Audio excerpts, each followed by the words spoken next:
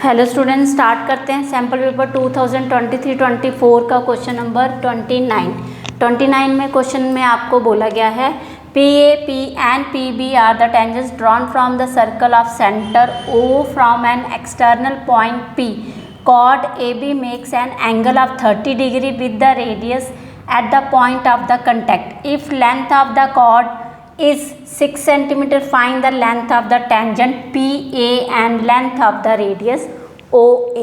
ठीक है, आपको बेटा क्वेश्चन में बोला गया है आपके पास एक्सटर्नल पॉइंट P से 2 टेंजेंट हैं, ठीक है, और आपके पास जो कॉर्ड AB है उसकी लेंथ दी गई है 6 सेंटीमीटर, ओके, और वो जो है आपके पास chord AB makes an angle 30 with radius, ठीक है, कॉर्ड ए बी जो है वो एंगल 30 बना रही है विद रेडियस, तो ये आ गया आपके पास 30 डिग्री का एंगल।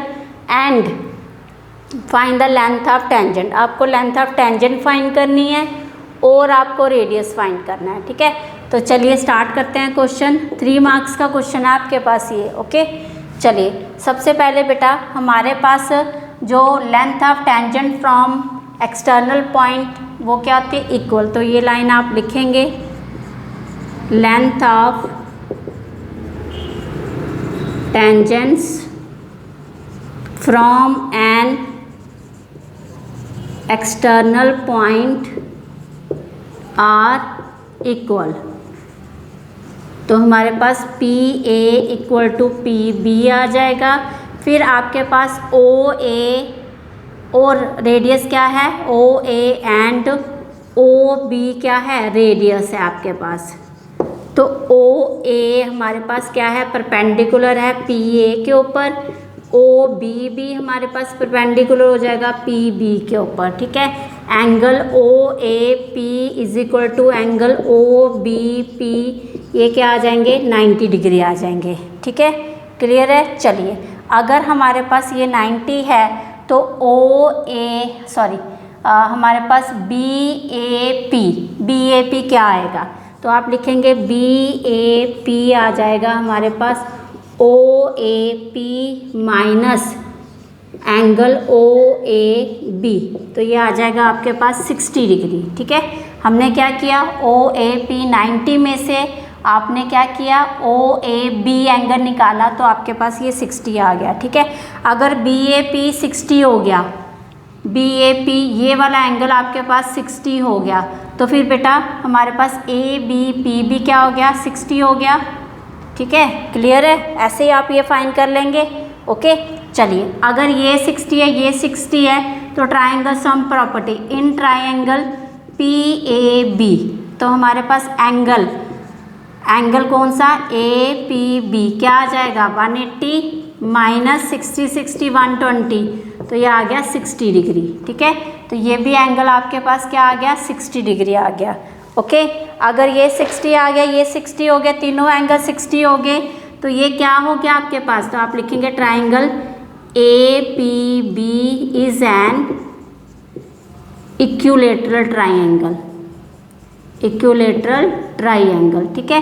तो हमारे पास इसकी साइड्स जो हैं अगर इसके एंगल इक्वल हैं तो इसकी साइड्स भी क्या हो जाएंगी equal, P A equal to P B equal to A B, तो वो आ जाएगा 6 सेंटीमीटर, ठीक है। तो हमारे पास लेंथ ऑफ टेंजेंट क्या आ गई 6 सेंटीमीटर। अब आपको देना है इसका रेडियस, ठीक है। तो रेडियस के लिए आप क्या करेंगे ज्वाइन करेंगे ये पी ओ, ओके। तो यहाँ पे इस साइड में आई रब कर रही हूँ, आप ये नोट कर लीजिए। चलिए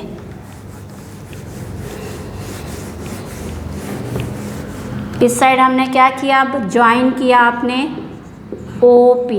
अगर ये ज्वाइन किया आपके पास in triangle O A P and O B P, तो हमारे पास ओ पी क्या हो गया कॉमन,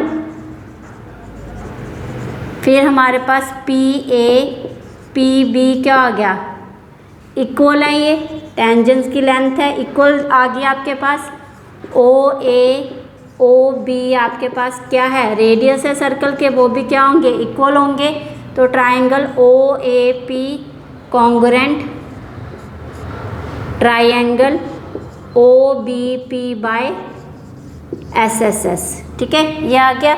अब बेटा आपके पास ट्राइंगल कॉन्ग्रुएंट होंगे तो हमारे पास एंगल OPA OPB इक्वल हो जाएगा। तो आप लिखेंगे angle OPA equal to angle OPB, ठीक है।